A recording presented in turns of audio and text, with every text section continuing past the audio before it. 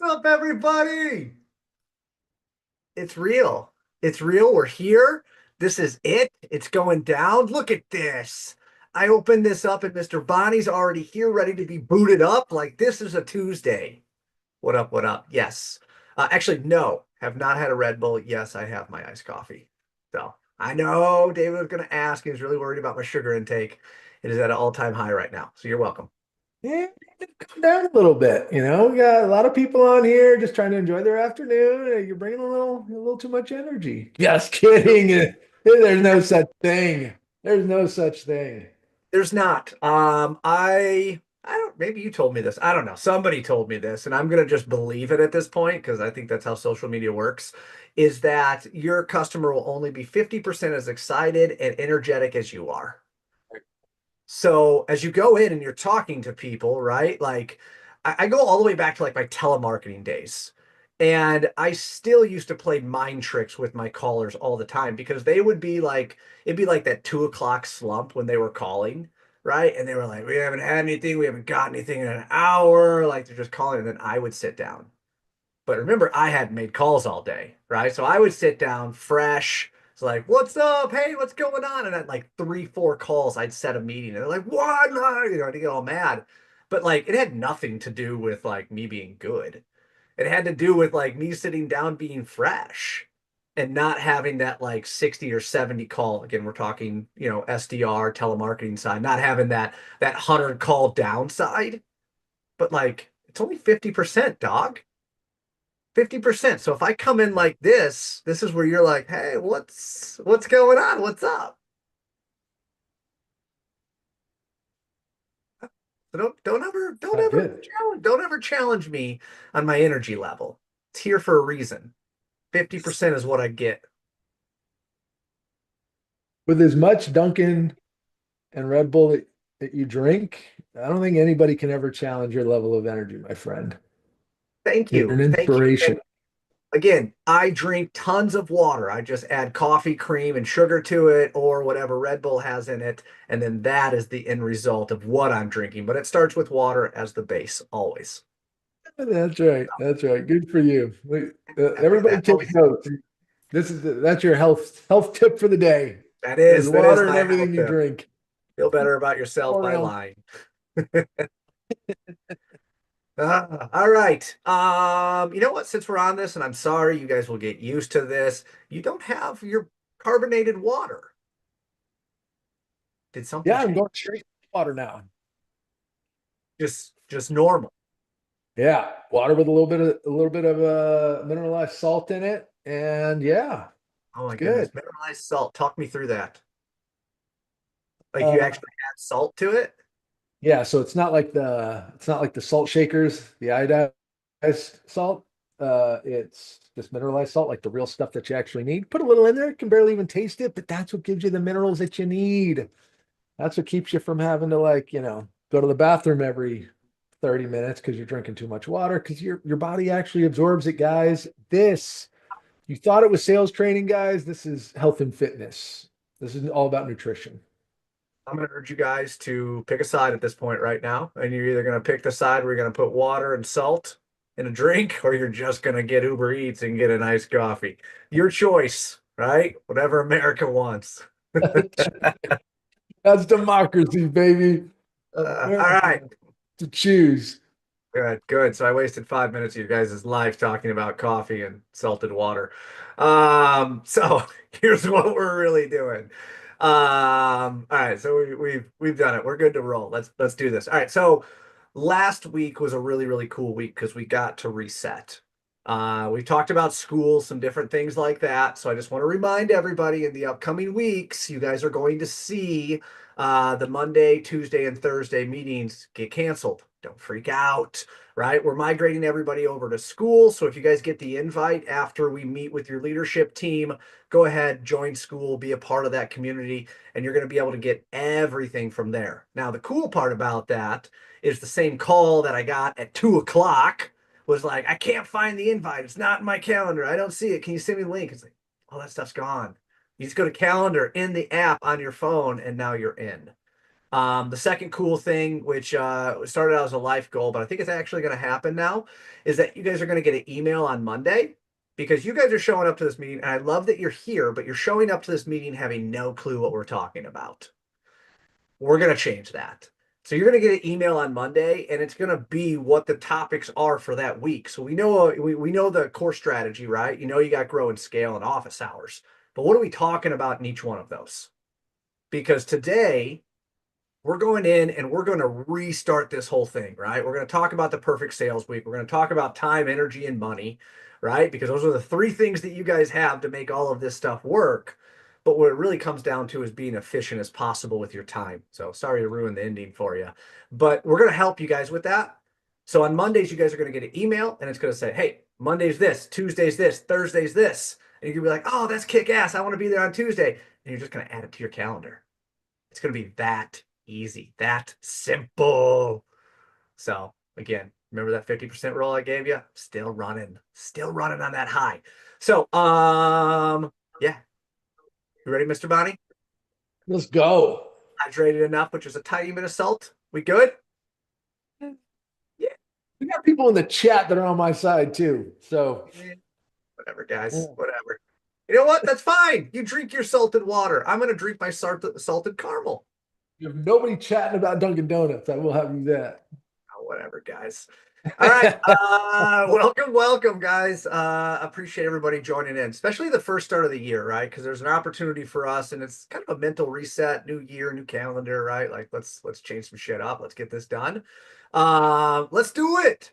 So my name is Chad Westbrook. I am the founder, originally started inside 2022 with a goal of raising the floor of the commercial roofing world.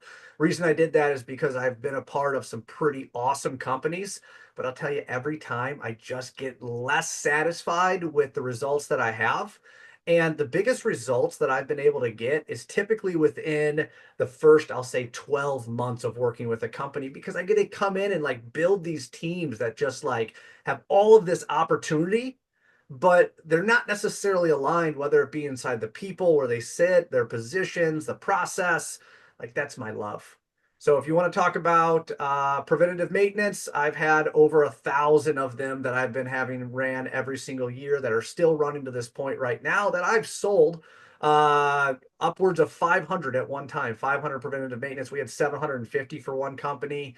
Like I get that world. I can teach you guys how to do that. But before we can get to that point, we got to understand what we're going through today. And that's why I'm here, is to be able to start talking through that perfect sales week and how you guys can position yourselves to hit the goals that you need to hit with the time, energy, and money that you have. That's what I got. Hey guys, I'm David Bonney. I've focused on building high performance companies. One that was valued, I was a part of, was valued at just under $1 billion by the time I left. Others seven, eight, 9 figures. But I think the key is I've dedicated my life to business performance, sales performance, and figuring out what it takes to try to get the highest levels of performance possible. And that's what we want you guys to benefit from. Chad and I, we've done all those years of work. We've got the crazy sheepadoodles in the back trying to figure out where mom and sissy are going. But we've done all the work to do all this stuff, guys.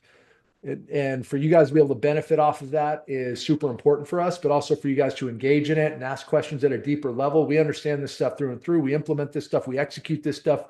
We ran halftime yesterday, didn't we, Chad? We ran halftime on a call just us, based on a sales call yesterday. So we're actively doing this stuff all the time, guys. We're here to support you. We're here to help you reach your highest level of performance and commissions possible, based on all of our past years of experience. That's right. You guys have no idea how painful it was when Mr. Bonnie's like, so what happens if they don't hit that goal? And you know what I had to tell him? This hurts me to the core. I was like, I don't know. I didn't ask the question. It hurt me to the core, but you know what? I'm going to be honest inside here. No, I didn't close it because I didn't ask the right questions. So yes. We got another meeting though, right? And that's the point, Yeah. guys. We got another meeting where we can go get that information from them, and you guys are going to be in that same position if you just run the system. I'm gonna recover. You guys don't have to worry about me. I'm gonna recover. But yes, I screwed up. Okay. I didn't ask the question, but at the end of the day, we talk about like that trusted advisor, right? Like I'm trying to be that, but I can't be that naturally with my personality if I don't ask the right question. So again, been a part of these series for a little while. It's cool how all this stuff kind of weaves in. And you realize like David would have got that like question one, right? It's like my question 10. So all right, here we go.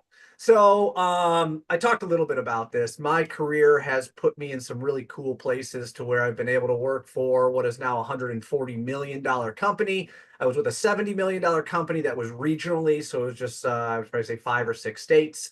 And then one of the coolest opportunities I got is I did the national and the regional one first.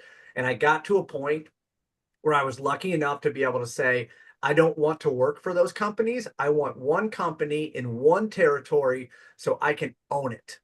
And I always had the side, and I talk to everybody if I've talked to you about this, 5 miles, 5 miles of where you guys are sitting right now. Should there be a roof leak within 5 miles of where you are at this exact minute and them not know who you are?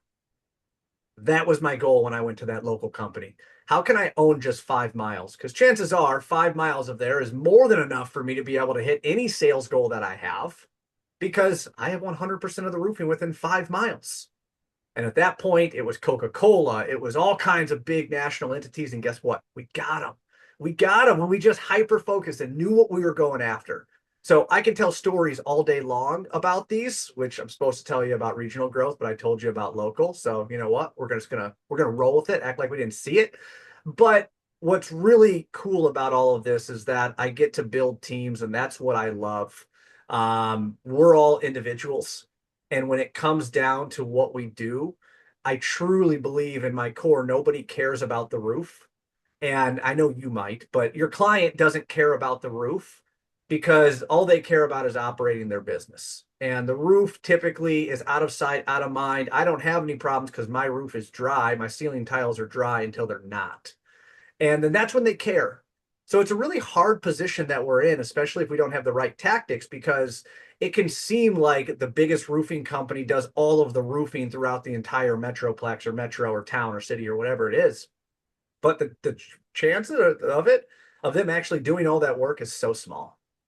When you think about every single roof that's within 5 miles of you guys, I promise you that big company that you're thinking of is not the one that does the work. It's all the little local contractors, right, that have saturation. But I'm going to tell you, there's no one better to do it than you because you are within 5 miles. You can literally probably ride your bicycle there if you wanted to. And you guys can probably get a crew there within 10 minutes if you actually needed to. Could your biggest contractor do that? Or biggest competitor, biggest contractor in the metro? Probably not. So go back to that side, right? That's where the headspace that I want you guys in. 5 miles of where you're at right now. If you conquered everything and there was not a roof project that happened within 5 miles, I'm going to assume you guys would probably be pretty kick ass when you talk about goal setting and your Grover scale and all that kind of different fun stuff. So that's where we're going. Real quick, take you through the eight-figure service division. If you guys are joining school, you notice it's called the eight-figure service division. It's that for a reason because you guys have to grow the business. You can't just automatically start off and be $1 million company because first off, you won't have the people to be able to run it. So people, process, technology, and goals. And when it comes down to people, you guys are the ones, you guys are the engine to all of this, right?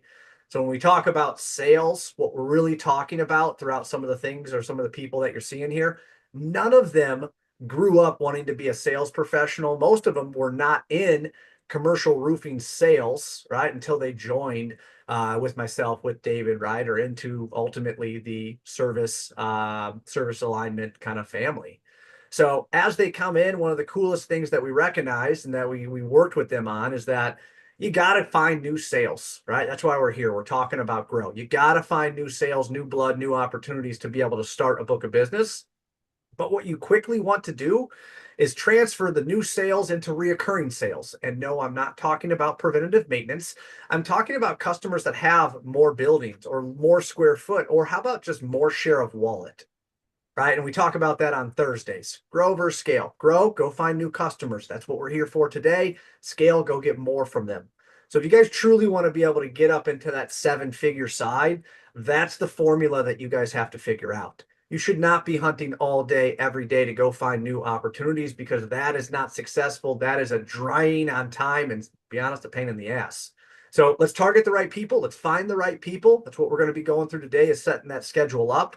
But the real goal for this is that we find that right leverage between how many new clients do we need to find, how much new revenue do we need to cultivate this year, and how much is our current book of business going to be worth? Because we know you guys are going to manage that, grow that relationship, and be that trusted advisor that they need.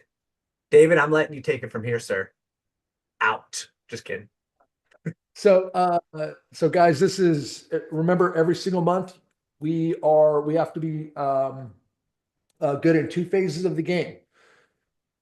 We've got to be good at understanding how are we going to grow our book of business, and we've got to be good at understanding how are we going to scale our book of business. You've got to have both of those strategies set. We can't be lazy, right? If you're just focused on offense, it's not going to work. If you're just focused on defense, it's not going to work. So the big thing that we're focused on here every single Tuesday is obviously growing your book of business. And when we're talking about growing your book of business, your growth strategy should feed into your scale strategy. Remember, we've got a target. We need to look for clients that fit the profile that we're looking for, whether it be the right sector or size or whatever it is, so that we can transition them into being a long-term client for us and our company. If you go find that mom and pop shop that's got 20,000 square feet worth of roof, it's their only location, you're not going to get a lot of work from them. So you can't target a bunch of those. If you're just targeting one-off leaks, you're not building relationships, you're not going to convert that into a scale strategy. So grow feeds into scale, and that's actually where you get the vast majority of the benefit. But we're trying to get clients, guys. We are not trying to get sales. We have no interest in getting sales. We have only an interest in getting the right new clients, and that's what the growth strategy is all about. You smirking about over there. I see you. I see you out of the corner of my eye. All right. Next slide. Doing great. Keep killing it. Thanks, buddy. Next slide. We're there. There you go. All right. So now it wasn't showing up on my side. All right. So we got the perfect sales week, guys. The perfect sales week is this is one of the most important pieces of IP that we have. Okay. This is going to help you guys structure your day. For all you new people in here, this is going to help you guys structure your day to make sure, Chad says it all the time, we've only got 24 hours in a day. There's only so many days in a week where we're actually able to work. We got to get the most out of them. And that's what the perfect sales week is all about. Now, for the new people in here who are just getting your arms around this, we're going to go deep into it. For those of you guys that have been leveraging this for 6 months, 12 months, 18 months, 24 months, however long you've been in our programs, well, you've been doing this long enough that, again, you should get in the chat, right? Again, you guys can watch the videos on this stuff. You're here because you should be able to get in the chat and say, hey, I've been trying to do this. This is this is the improvement I'm trying to make in my schedule now. This has been working great. Now I'm trying to get at this level of nuance, get in the chat as we go through this, and we're going to help you guys get it all dialed in. But ultimately, guys, we've got 3 different versions of the perfect sales week. This is in your workbook, whether you're an outside sales rep, whether you're an outside sales rep that's doing your own inspections, or whether you're an inside sales rep, right? Those are 3 different variations, 3 different different types of outcomes that we're looking at just based on the nature of the position and the difference in the roles. We've got 3 different versions of it.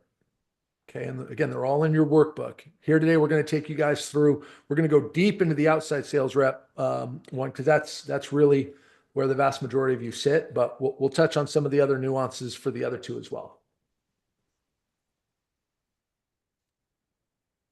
All right, guys. So ultimately, this is all about when we're talking about our top of funnel top of funnel activity.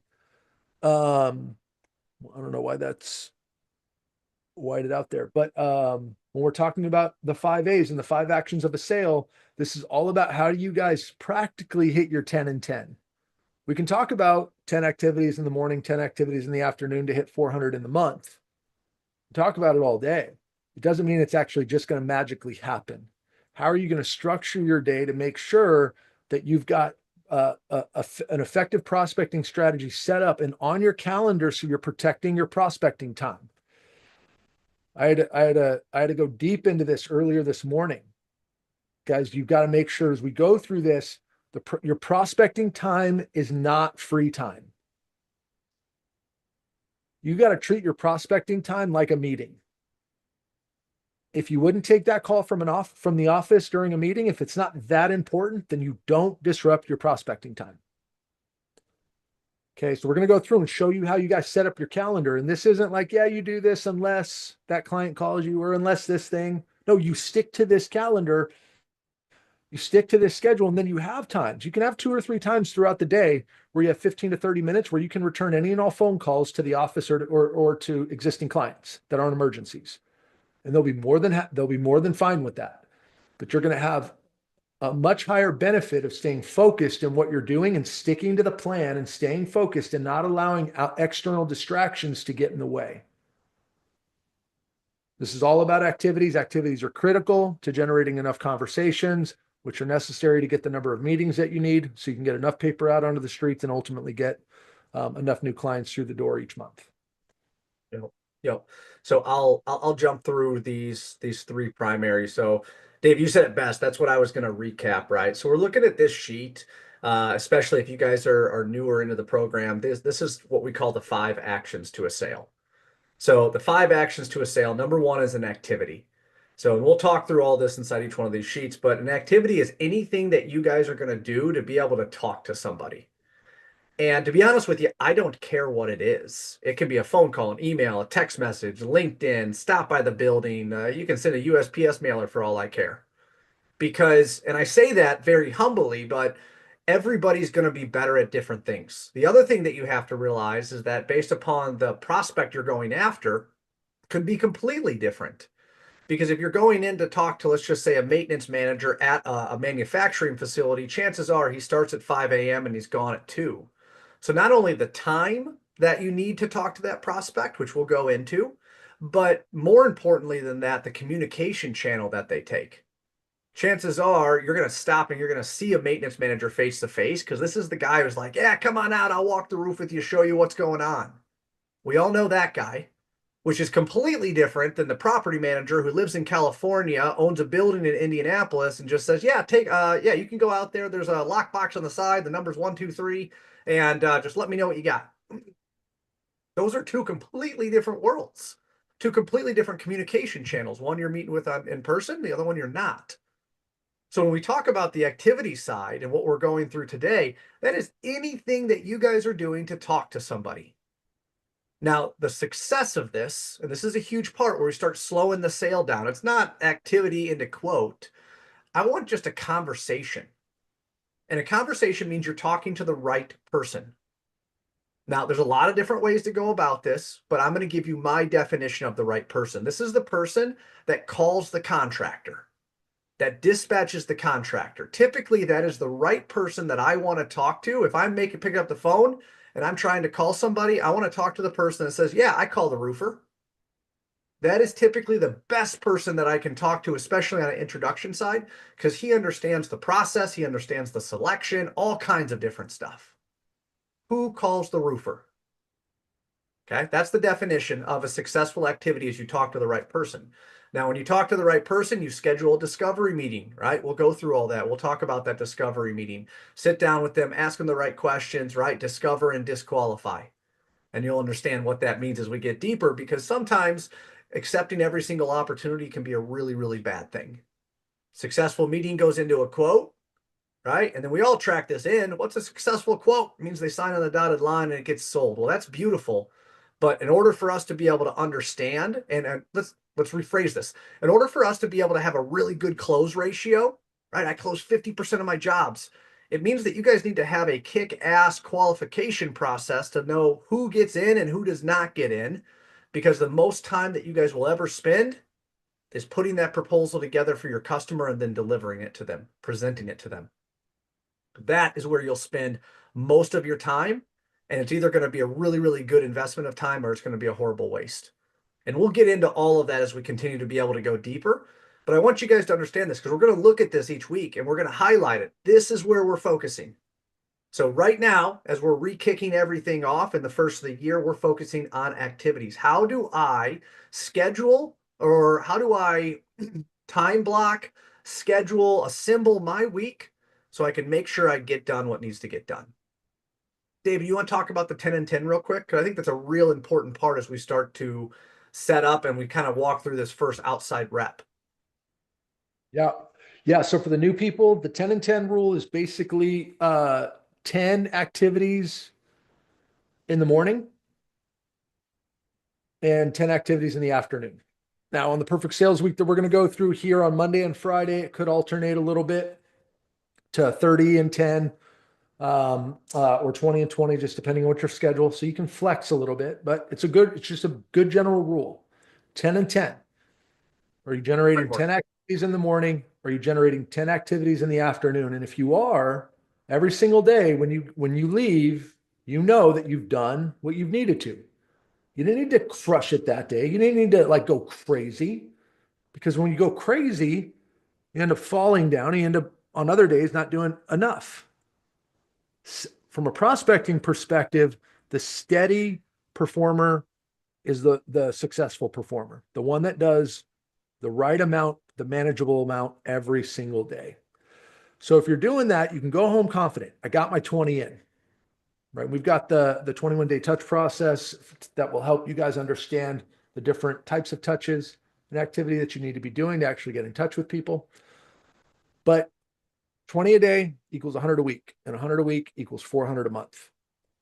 And if you're hitting 400, that's what we've seen is the magic number of 400 activities gives you enough activity where if you're executing well enough, you'll be able to get in contact with enough of the points of contact that you need to and set enough meetings. 100%. So the one thing I'll say, and this is a little bit on a personal touch on my side, right? I'm going to assume that you guys are somewhat like me, which you can look at these 5 different actions of a sale: activity, conversation, meeting, quote, or sale, right? And I won't even say sale, it's quote. And you can say, I love that part of it, right? And everybody's going to be a little bit different. If you ask me, I love running meetings. I love the inquisitive side of just asking questions and figuring stuff out and hearing people's story. Like, that's truly what I love. So I'm not going to tell you I love picking the phone up. I'm not going to tell you I love making phone calls. But I can absolutely tell you it's a part of the business. It's a part of making sure that we have the opportunities that we need inside the funnel, and we have the opportunities to be able to create what we need for success. So when you guys look at this, there's probably going to be an area it's like, oh, dude, like when I sell something like that's my all-time high. That's awesome, cool. But we got to understand in order to be able to get to that all-time high or to be able to get to those all-time things that you love, all of what we're going to talk about is what creates a successful book of business. Because again, you can be an amazing closer and miss goal. You can run amazing meetings and miss goal. You can be the most incredible prospector in the world and miss goal. Successful sales rep understands all 3 of those things, right? Or all 5 actions of those sales in order to be able to make it happen. So we're going to talk about this one. We're probably going to spend most of our time on this one, and I'll show you some of the alternates that happen with outside sales rep and then inside sales rep. So first off, let's talk about terminology to start, because I think that's a really, really big part. When I say outside sales rep, what I'm meaning is a sales rep that is driving to meetings, meeting with customers face to face, and having face to face interactions. You guys are in a truck driving to buildings. Now, it doesn't mean that you're doing the inspections. The alternates that we have for inspections is all based upon your business model. There are pluses and minuses to both sides, right? And just inside sales and then inside sales reps plus, right? We call it with the inspection. Those are very similar roles that you'll see. And as we get into the inspection side, I'll talk about the pros and cons, right? We'll jump through some of this. So the first sentence that you're going to see, and again, you can find this in the workbook, much like David said, perfect sales week is a proven process to meet the goals, to meet the sales goals each week, should yield about 70 activities. So remember, an activity is anything that we're doing outwards effort to be able to talk to somebody. 8 meetings and 30 drops. Okay, so a drop ultimately is when you stop by a building, you as a sales rep stop by a building to be able to talk to somebody. And we'll talk about what that looks like and how to efficiently schedule those drops. All right, so Monday, it's the first thing I want to talk about. So Monday, Tuesday, Thursday, and Friday. So Monday, first off, everybody is in meetings. Okay, so typically going to do drops or going to industrial parks or something like that on Monday, you're going to find that a lot of people are unavailable. A lot of people are setting their weeks up. They're kind of starting their week off. So I'm going to recommend that we're not making cold calls and we're not doing any of that stuff in the morning. So 7:15, right? Arrive at the office, open up your computer if you're working from home, wherever it is. Read your morning emails. That's something I'm going to tell you every single time. I know there are two types of people in the world, and I know this because of my wife. There's me, where I have a little red box, right? Like that's bad. Like get rid of red box. Like no one. And then you have my wife that I'm pretty sure it says like 24,562. Okay. I'm not judging anybody. I'm not telling anything like that. I'm just saying I could never do it. I feel Plus, your judgment now. I'm not. I, You I know feel what? your judgment. You feel judged because you know you're number two. Anyway, here's the thing, guys. Two different parts of it, and David never responds to an email either. Yeah, no, just you know what? We're getting away from this. Okay. So what I'm telling you guys, check your emails, make sure that you're responding to customers because when someone emails you, we'll talk a lot about customer experience and what your customer sees, right? Or hears or reads. You want to make sure that you're on top of that stuff. So make that a habit every morning. First thing we're doing, we're checking our emails, we're get caught up with everybody. From there, I want you to work on your schedule, right? So if you are a part of the essentials meeting that we have, the core strategy meeting, kick ass, it's at 9, depending on where you are. Could be different throughout the US, but 9 Central, 10 Eastern, so on and so on. Join, be a part of it, learn some essential side or some core strategies, right? After that, until lunch, I don't want you guys to be able to get up or leave your desk or anything crazy, right? We're not going anywhere till we understand what our schedule looks like. What I want is for you guys to be able to understand three things. Number one, what does your schedule look like? That's number one. We'll talk about route setting at the end of this. Number two, what are we selling? We should be able to look at our book of business. We should be able to look at our quotes that we've delivered. We should have projected close dates. Okay, so a projected close date, another definition side, is a date that the client is going to make a decision. Projected close date does not mean that you are going to win the job. It doesn't mean that you expect this revenue to be able to come in. It means that your client is going to make a decision on this day or this week. That's the first step is that our clients have to make a decision before anybody wins. We can't lose a job if the customer never makes a decision. Actually, that's technically false with the 5 fatalities, but you guys get the idea, right? You can't close it. So number one, where are we going? What are we doing? Number two, what are we selling? And then number three, drops. I want to be able to understand what drops are we going to do. So a drop is ultimately when you stop at a building. I talked about that, right? So as we set our schedule up, what I would recommend best practices is that every meeting you run, you go to the building to the left, the building to the right, and the building across the street. So left, right, across the street, right? If it is down the street, a quarter mile because you're in the resident or you're in a residential area or a more spread out area, cool. Left, right, across the street. Just go do it because this habit will allow you to do a couple different things. Number one, it'll let you get those 30 plus drops that you need because you're going left, right across the street. Number two, you're not dropping into an industrial park and hoping that you find somebody with a leak.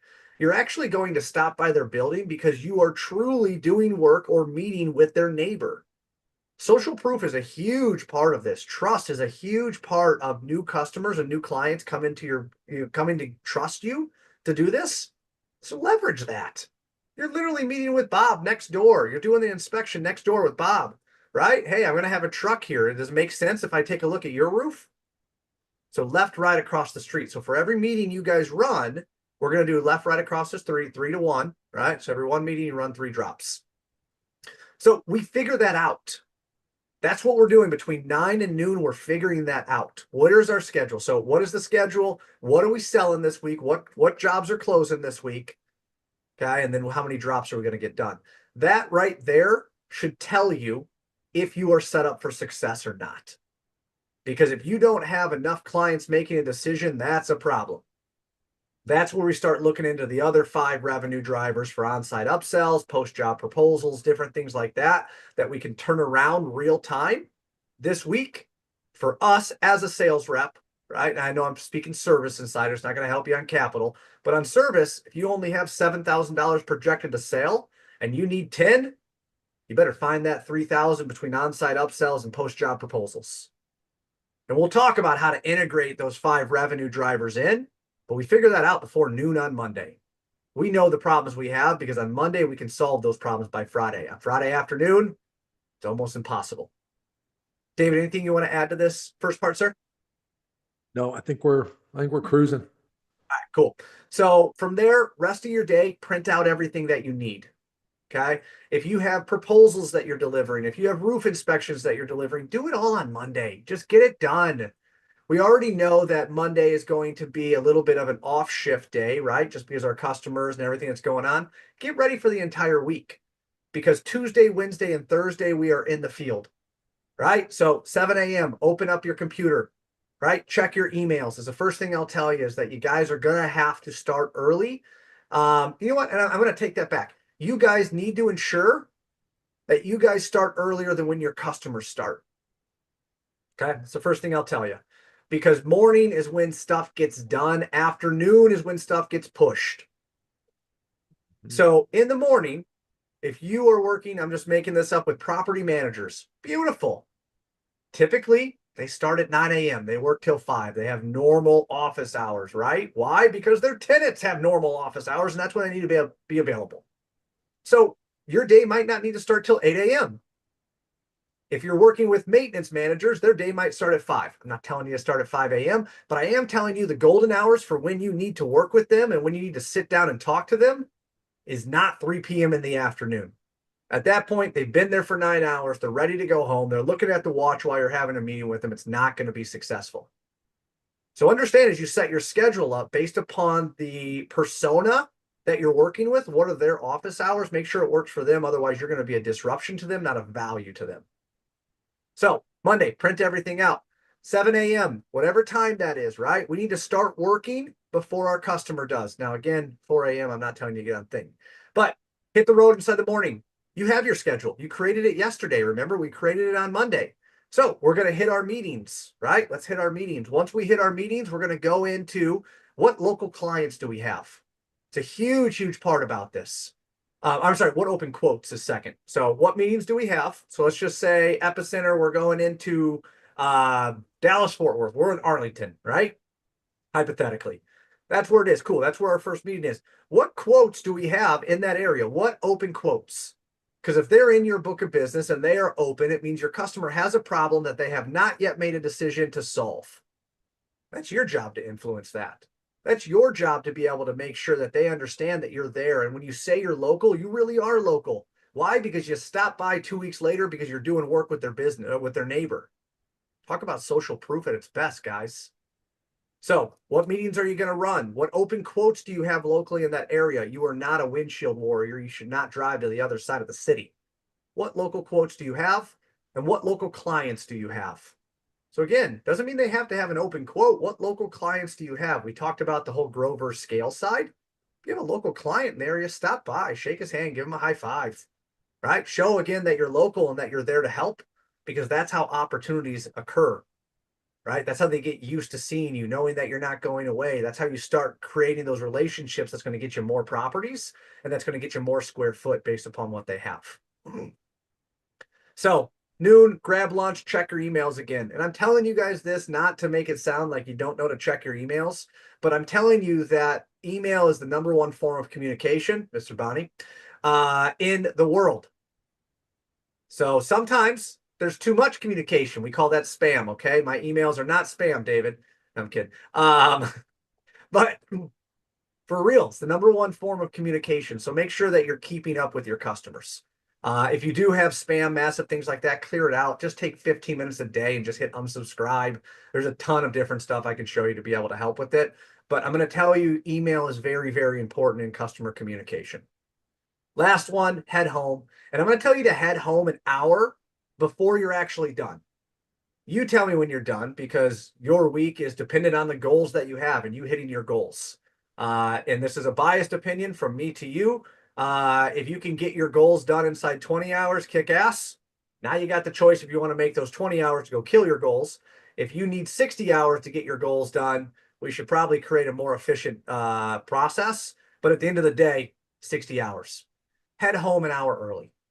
get all of your stuff done. And that needs to happen on Tuesday, Wednesday, and Thursday because you're doing drops, you're running new meetings, you're stopping by local clients and open quotes. You got a lot of stuff that's in your head. Your brain is not made to remember all of this stuff. You will forget it. Your brain is there to be able to keep you alive, make sure you're breathing, all that kind of stuff. Don't put yourself up to having to put everything in the CRM or everything inside the system at the end of the week. It sucks and it makes your final day a data entry day. Plus, to me personally, it sucks to be in debt to your CRM for what you did yesterday. Just get it done. Head home an hour early, get home an hour early, right? Or back to the office or wherever it is, open the laptop, put everything in and just get it done. Your CRM will tell you when to follow up with someone. Your CRM will tell you when your meeting is, and it should fall right back into your plate. So, closing Friday. Friday is a day that I always typically leave open. Why? Because someone's not going to be available on Tuesday morning like they said they would.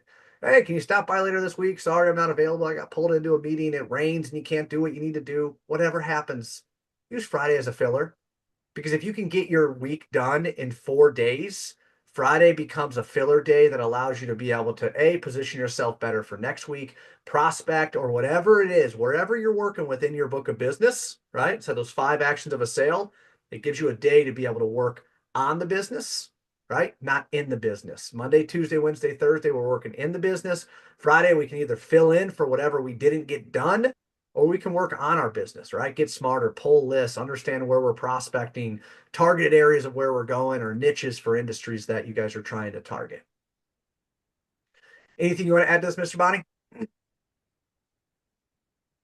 think, guys, just it should be invaluable to you guys if you know every single day when you go home whether or not you've been successful based on your effort and where you put your time and energy. Now, whether or not you got to the outcomes is a secondary thing, right?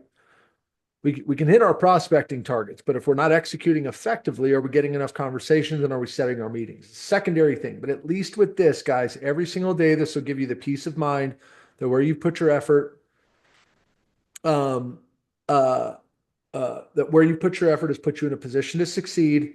And every single week, every Friday when you go home, you can be confident that you've put yourself in position again to succeed with your effort and where you put your time. And if we got to focus, if we have to focus on your execution, then we can focus on your execution. But a huge part of this game is peace of mind, and you guys having the confidence that you're doing what you need to do to hit your outcomes, and you're not hoping. Too many salespeople are hoping that $25,000 repair is going to come through so they can hit their month. Too many salespeople are hoping, right, that big opportunity is going to happen or they're going to land that large client. Hope is not a strategy, guys. That should be additive to your outcomes. 1,000%. 1,000%. So as you guys get inside the workbook, you'll see that I have it typed out here. There's some stuff I didn't include, how many drops and activities should be done each day.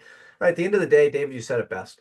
Could I make 100 calls on Monday and say I did what I was supposed to do for the week? Yeah, chances are it's not going to be successful based upon the day, based upon the time of day. All of those things play into what our win and what our success is.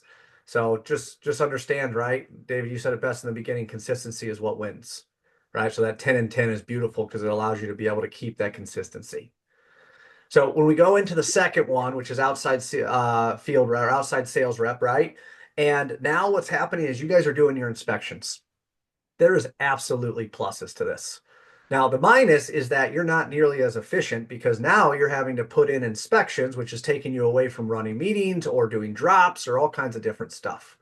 So it does make it a little harder. You will see that ultimately the success that you have as far as your activities is less, right? It's 60 phone calls, 6 meetings, and 18 drops. The reason for that is because you guys are doing inspections, you're on roofs. But it does give you opportunities to be able to much easier or easier, whatever word it's going to be, perform on-site upsells, right? You guys are on site. If you got the capability to be able to do it, you can upsell jobs. Hey, I'm on site right now. I always think about when doing an inspection, and this is part of a sales process or a sales kind of pitch that I have no problem doing free inspections. The part I hate about it is I have to take a picture of a clogged drain that I know I can clean within like 60 seconds. And I got to tell you, it's 120 bucks. because I got to start my truck up and come back. That has always just been dumb to me. So I can do it right now if you want me to.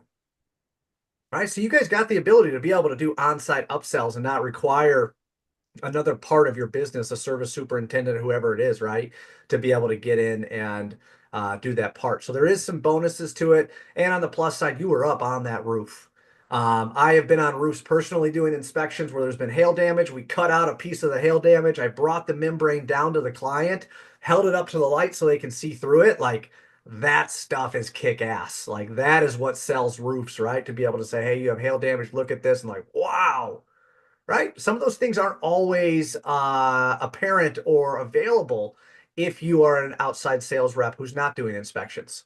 So there is pluses to this. There are some massive, massive pluses to being able to do your own inspections, but there is downfalls inside the quantity, right? So if you're not doing as many, we need to make sure that the quantity that we're doing is more efficient than what it would be, right? Just for an outside sales rep who's not doing inspections. The last one that I'll talk through is the inside rep. So the inside rep, right? We talked about outside rep. They're in a truck, they're driving, they're meeting face to face. The inside rep, inside sales, whatever we want to call it. This is someone who's in an office. So they drive to an office or they have an office, right, that they work out of each day. Their efficiency level is going to be sky high compared to what an outside sales rep is. But the variable to this is they have to work with the right customers, right? The customer that lives in the property manager that lives in California and manages the portfolio in North Carolina, that can be a beautiful client for that inside sales rep to be able to have because there is no face-to-face interaction and that individual is transferring information and ensuring that we're helping them make a decision in a form aligned with a trusted advisor. Beautiful for inside sales. It is not beautiful for somebody who has a manufacturing facility or a local building or something to that extent where they want to see a face, they want a relationship. So inside sales reps became very, very big, especially during COVID, all of that stuff, right? Everyone kind of switched to inside sales. I've seen inside sales be a big, big plus, but we're getting back to what I would call new normal. And outside sales reps and inside sales reps, I'll say, are harmoniously living in peace together based upon the type of clients that you guys have. So that's something to be able to look at too, right? Is inside sales reps or outside sales reps best for your business based upon how you have it built? Uh, Anything you want to add to this, Mr. Bonnie, before we go through route setting and kind of get to closing this out? No, no. I'm just waiting for a couple of follow-up questions in the chat, but we should Get be good. on it, guys. Come on. We talked about checking your email, check your chat. I'm kidding. All right, so route setting. So this is kind of a hybrid side to it, right? Because once we have our schedule set up and we know what we're doing, the second part of this is efficiency. Because we can absolutely get inside our truck, be a window warrior, and spend more time driving from one meeting to another than we actually do meeting with people. So I have it set up where I can help you guys be as efficient as possible, but it is going to take you guys, one, being accountable to yourself and having a schedule that allows you and your customer to understand. So if we look at this, if you look down here, right, I have a circle. Basically, everyone sees a peace sign. So you have a peace sign, right? But it starts with a circle, right? The epicenter, this is the 5 mile thing that I was talking about, right? If we're going to start tomorrow and I'm a brand new sales rep that's starting tomorrow, right? Boom. All right, cool. Here we go. We're going to start right here. My house, my business is the epicenter, and we're going to draw a circle 5 miles out. Then what I'm going to do is I'm going to draw that peace sign inside the middle, and that's going to give me 3 different quadrants. And there's a reason for that. Tuesday, Wednesday, Thursday. Tuesday, Wednesday, Thursday. Now I know where I'm going to be. And I know where I'm going to be based upon number one, if I have meetings in that area, right? That's the number one thing is that if I have a meeting that's cemented, that I'm going to be in the north side of Milwaukee, whatever it is, right? Then what you can do is you can start figuring out those other 2 quadrants. You can start calling your open quotes, setting up second meetings, right? Wherever you want to be. But this at least allows you to be able to understand that if a customer calls you on Monday and says, "Hey, can you come out this week and take a look at the roof?" Or "I'd like to meet with you again." It's like, "Yeah, no problem. I'm in that area on Wednesday. Does that work for you?"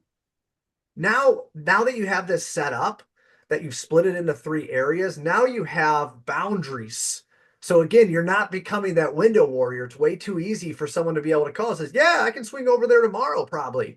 When you really know you got to be on the other side of town and now you're racing traffic and like all this crazy stuff that happens. Not that I've been there, but I've been there. Control it. Control it. Draw the peace sign inside the middle, right? Epicenter is where you're at, or epicenter is the area of the town or city, metro, whatever it is that you're going to be.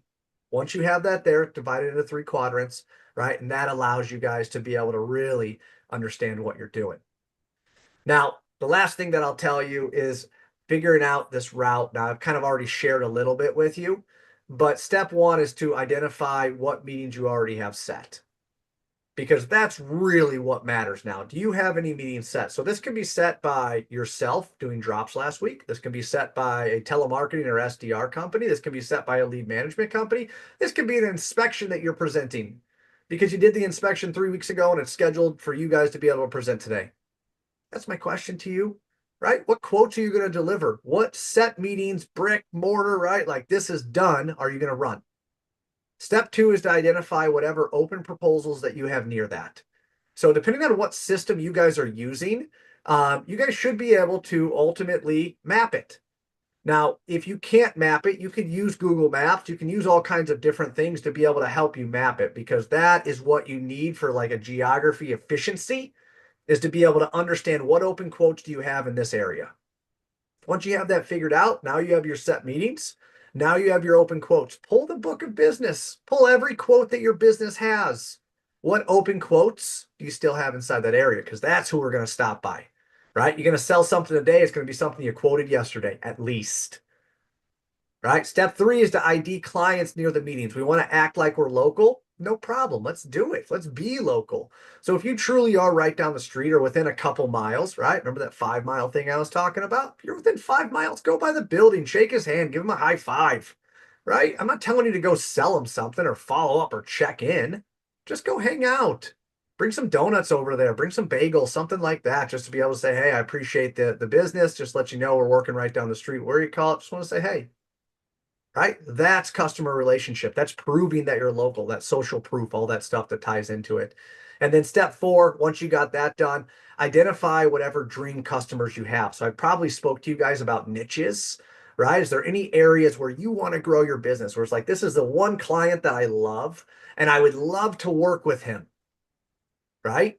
Well, cool. Let's find more people like them. And if they're within, again, that 5 mile radius, let's hit it. Let's go do it. Now, the fifth one that's not on here, right? That's your prospecting. That's if you want to go into an industrial park. If you have any other time that's left, right, after you've hit these four, that probably means we need to be building a book of business pretty aggressively, right? If we've done a book of business audit, anything else like that, maybe we need to open that radius from 5 miles to 10 miles, something to that extent. But at the end of the day, this all starts with activities. This all starts with the outward effort to talk to somebody who manages the roof. Talk to somebody who dispatches a roof leak, because that's the individual that's going to be able to tell you, yep, I choose the contractor. Yep, we got a vendor network we go through. Yep, I got a third-party system I go through. That's the one person, that's the pendulum that I've always found that'll get you the quickest answer that you need. So if you guys are using Reonomy, if you guys are using ZoomInfo, if you guys are using whatever system it is, I don't care. I'm going to tell you best practices, get to the person who calls the roofer. And if you can get to that person quick, fast, and efficient, it's going to make the entire sales process, I'll say, snowball in a good way, that you guys will be able to get some fast traction. Got We've got a what do you got? Yeah, we got one question left in the chat here that I wanted to take live. I thought it would be good. The question is, we're a smaller company where I take on all of these roles. Any ideas on how to be most efficient in my case? Oh, we'll take on all of these roles. So I'm gonna, well, let's go extreme. You're producing the work, you're selling the work, you are finding the work, and you are managing the work. You're doing it all. Well, the first thing I'll tell you is you can't do it all. And that's mean. I can't say that. You can, right? But there's going to be a glass ceiling to where you guys can't do anything else, because something is going to be a fire drill. And as soon as you take that fire drill, which rightfully so you should, because you're everything inside the business, something else is going to lack. So you need to be able to have that structure to be able to say, hey, this is what my day looks like, right? From 8 until 9, I make my first 10, right? My 10 and 10, my first 10. Then from 1 to 2, I make my second 10, whatever it might be.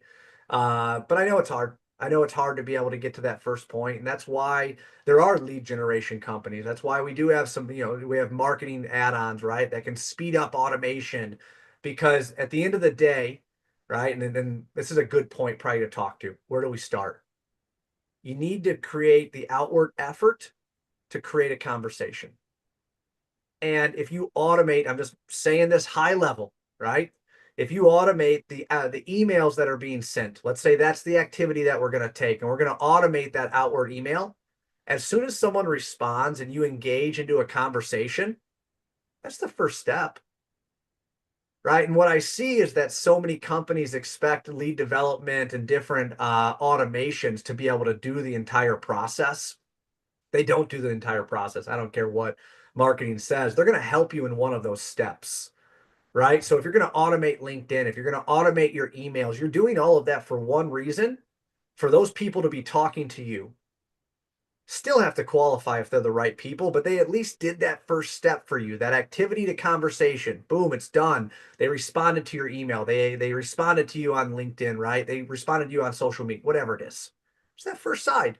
Now you got to take that conversation to a meeting, right? And a lot of times that's where an SDR comes in. That's where telemarketing comes in, because they can have the conversation and they can set the meeting, right? So one, automate your emails and that stuff. Cool. That gets you to a conversation.